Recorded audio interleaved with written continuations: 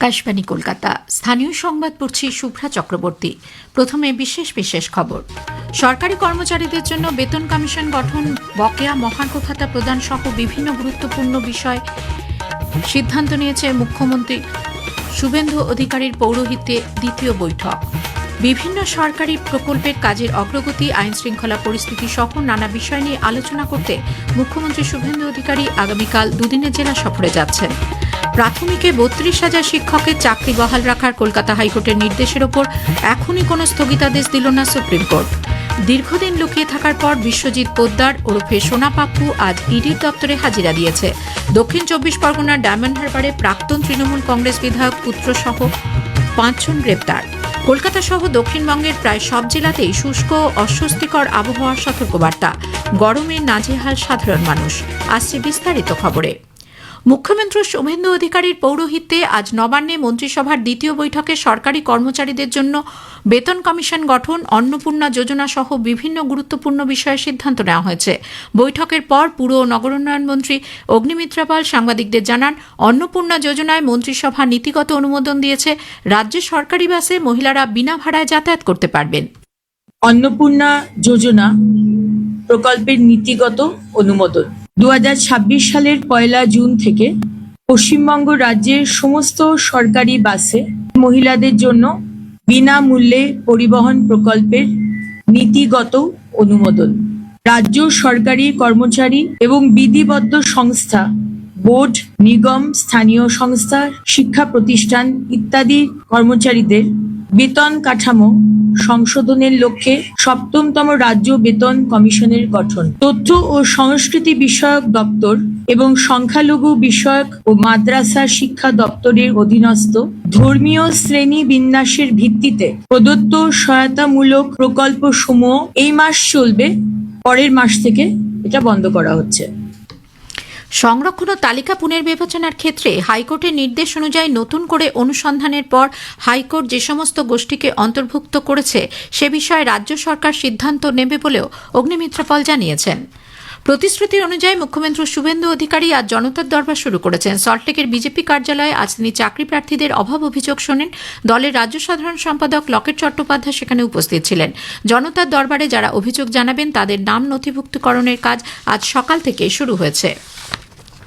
বিভিন্ন সরকারি প্রকল্পের কাজের অগ্রগতি, আইন শৃঙ্খলা পরিস্থিতি সহ বিভিন্ন বিষয় নিয়ে আলোচনা করতে মুখ্যমন্ত্রী শুভেন্দু অধিকারী দুদিনের জেলা সফরে যাচ্ছেন। আগামী বুধবার সকালে কলকাতা থেকে রওনা হয়ে বাগডোগরা পৌঁছে শিলিগুড়ির উত্তরকন্যায় উত্তরবঙ্গের ৭ জেলার প্রশাসনিক আধিকারিকদের নিয়ে পর্যালোচনা বৈঠক করবেন তিনি।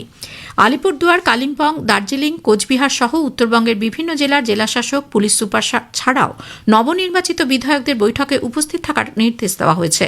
বৃহস্পতিবার পশ্চিম বর্ধমানের দুর্গাপুরে, পুরুলিয়া, বাঁকুড়া, বীরভূম এবং ২ বর্ধমানের প্রশাসনিক আধিকারিক এবং বিধায়কদের সঙ্গে বৈঠকের কর্মসূচি রয়েছে মুখ্যমন্ত্রীর। রাজ্য সরকার খাদ্য সমবায় দপ্তরের মন্ত্রী অশোক কীর্তনিয়ার ব্যক্তিগত সচিব হিসেবে ২০১৬ ব্যাচের WBCS এক্সিকিউটিভ আধিকারিক কৌশিক কুমার মাইতিকে নিয়োগ করেছে। বর্তমানে তিনি দক্ষিণ ২৪ পরগনা জেলা পরিকল্পনা আধিকারিক পদে কর্মরত রয়েছেন। অন্যদিকে আদিবাসী কল্যাণ ও উন্নয়ন দপ্তরের মন্ত্রী ক্ষুদিরাম টুডুর প্রধান সচিব হিসেবে ২০১৬ ব্যাচের WBCS আধিকারিক কৃষ্ণচন্দ্র মুন্ডাকে নিয়োগ করা হয়েছে। বর্তমানে তিনি বাঁকুড়ার খাতড়ার ডেপুটি ম্যাজিস্ট্রেট এবং ডেপুটি কালেক্টর পদে কর্মরত রয়েছেন। জাতীয় শিক্ষানীতি বাংলায় কার্যকর করার ব্যাপারে আজ বিকাশ ভবনে বৈঠক করেছেন বিজেপি বিধায়ক স্বপন দাশগুপ্ত, শঙ্কর ঘোষ। বৈঠকে শিক্ষা সচিব বিনোদ কুমার সহ অন্য আধিকারিকরা হাজির ছিলেন। শিক্ষা দপ্তরের কাজকর্ম পর্যালোচনা করেন তারা। মূলত জাতীয় শিক্ষানীতি রাজ্যে কিভাবে কার্যকর করা যাবে তার রূপরেখা নিয়ে আলোচনা হয়েছে বলে জানা গেছে। প্রাথমিকে ৩২,০০০ শিক্ষকের চাকরি বহাল রাখার কলকাতা হাইকোর্টের নির্দেশের ওপর আপাতত কোনো স্থগিতাদেশ দিলেন না সুপ্রিম কোর্টের বিচারপতি দীপঙ্কর দত্ত ও বিচারপতি সতীশ চন্দ্র শর্মার বেঞ্চ। আগস্টের ৩য় সপ্তাহে এই মামলার পরবর্তী শুনানি। ইতোমধ্যে সব পক্ষকে হলফনামা দিয়ে তাদের বক্তব্য জানাতে নির্দেশ দিয়েছে শীর্ষ আদালত। কলকাতা হাইকোর্টের বিচারপতি তপব্রত চক্রবর্তী ও বিচারপতি ঋতব্রত কুমার মিত্রের ডিভিশন বেঞ্চ ৩২,০০০ প্রাথমিক শিক্ষকের চাকরি বহাল রাখার নির্দেশ দিয়েছিলেন। কারণ ডিভিশন বেঞ্চের পর্যবেক্ষণ ছিল সিবিআই তদন্তে দুর্নীতির বা অনিয়মের প্রমাণ মেলেনি। সেই নির্দেশের বিরুদ্ধেই শীর্ষ আদালতে আবেদন জানিয়েছিলেন বঞ্চিত চাকরি প্রার্থীরা। স্থানীয় সংবাদ শুনছেন আকাশবাণী কলকাতা কেন্দ্র থেকে। বিশ্বজিৎ পোদ্দার ওরফে সোনা পাপ্পু আজ ইডির দপ্তরে হাজিরা দিয়েছে। দীর্ঘদিন লুকিয়ে থাকার পর অবশেষে আজ সে হাজিরা দেয়। আর্থিক প্রতারণা ও তোলাবাজি সহ অসংখ্য বেআইনি কাজে যুক্ত থাকার অভিযোগ রয়েছে তার বিরুদ্ধে। কলকাতা পুলিশের ডিসি শান্তনু সিনহা বিশ্বাসের সঙ্গেও সে বিভিন্ন বেআইনি কাজে যুক্ত ছিল বলে ইডি আধিকারিকদের দাবি। সিজিও কমপ্লেক্সে তার জেরা চলছে। এদিকে তোলাবাজি, হুমকি ও অবৈধভাবে অর্থ আদায়ের অভিযোগে আসানসোল উত্তর ব্লকের তৃণমূল সভাপতি রাজু আলুওয়ালিয়াকে গ্রেপ্তার করেছে পুলিশ। তার বিরুদ্ধে দীর্ঘদিন ধরে তোলাবাজি ও ভয়ভীতি প্রদর্শনের একাধিক অভিযোগ ছিল। পুলিশ জানিয়েছে এই তোলাবাজি চক্রে আর কারা জড়িত তা তদন্ত করে দেখা হচ্ছে। ধৃতকে আজ আসানসোল আদালতে পেশ করা হলে 3 দিনের পুলিশ হেফাজতে পাঠানো হয়। দক্ষিণ 24 পরগনার ডায়মন্ড হারবারে বিষ্ণুপুরের প্রাক্তন তৃণমূল কংগ্রেস বিধায়ক দিলীপ মণ্ডলের পুত্র অভিক ওরফে অর্ঘ্য মণ্ডল সহ 5 জনকে পুলিশ গ্রেপ্তার করেছে। গতকাল গভীর রাতে লালবাটি এলাকায় বেআইনি জমায়েত এবং অস্ত্র রাখার অভিযোগে তাদের আটক করা হয়। ধৃত সৈকত রায়, রাজু নস্কর, শুভজিৎ বাল্মীকি এবং সন্দীপ সেন সহ 5 জনই পৈলানের বাসিন্দা। পুলিশ সূত্রে জানা গেছে, অভিযান চলাকালীন 2টি আগ্নেয়াস্ত্র এবং একটি গাড়ি উদ্ধার হয়েছে। ধৃতদের আজ ডায়মন্ড হারবার মহকুমা আদালতে তোলা হবে। দক্ষিণ 24 পরগনার ফলতা তৃণমূল কংগ্রেস প্রার্থী জাহাঙ্গীর খান রক্ষা কবচের আবেদন জানিয়ে কলকাতা হাইকোর্টের দ্বারস্থ হয়েছেন। তার বিরুদ্ধে বেশ কয়েকটি মিথ্যা এফআইআর দায়ের হওয়া তিনি সুরক্ষার জন্য আদালতে এসেছেন বলে আবেদনে জানানো হয়েছে। আইনজীবী কিশোর দত্ত কলকাতা হাইকোর্টের বিচারপতি সৌগত ভট্টাচার্যের এজলাসে দ্রুত শুনানির আবেদন জানিয়েছেন। আজ দুপুরে এই শুনানি হওয়ার সম্ভাবনা রয়েছে। কলকাতায় বেআইনি পার্কিং রুখতে কড়া পদক্ষেপ নিচ্ছে পুলিশ প্রশাসন। নির্দিষ্ট জায়গা ছাড়া পার্কিং করলে দিতে হবে জরিমানা। রাজ্যের পুর ও নগর উন্নয়ন মন্ত্রী অগ্নিমিত্রা পাল জানিয়েছেন, রাস্তার দুধারে অবৈধভাবে পার্কিং বন্ধ হবে।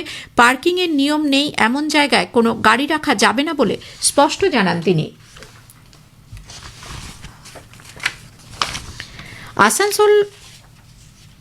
আসানসোলে বাংলা ঝাড়খণ্ড সীমানার ডুবরডিহি চেকপোস্টে এক পথ দুর্ঘটনায় রমেন সাহা নামে সিভিক ভলান্টিয়ারের মৃত্যু হয়েছে। শনিবার গভীর রাতে চেকপোস্টে ট্রাফিক নিয়ন্ত্রণের দায়িত্ব পালন করার সময় ঝাড়খণ্ডের দিক থেকে আসা একটি দ্রুতগতির পিকআপ ভ্যান ওই সিভিক ভলান্টিয়ারকে সজোরে ধাক্কা মারে।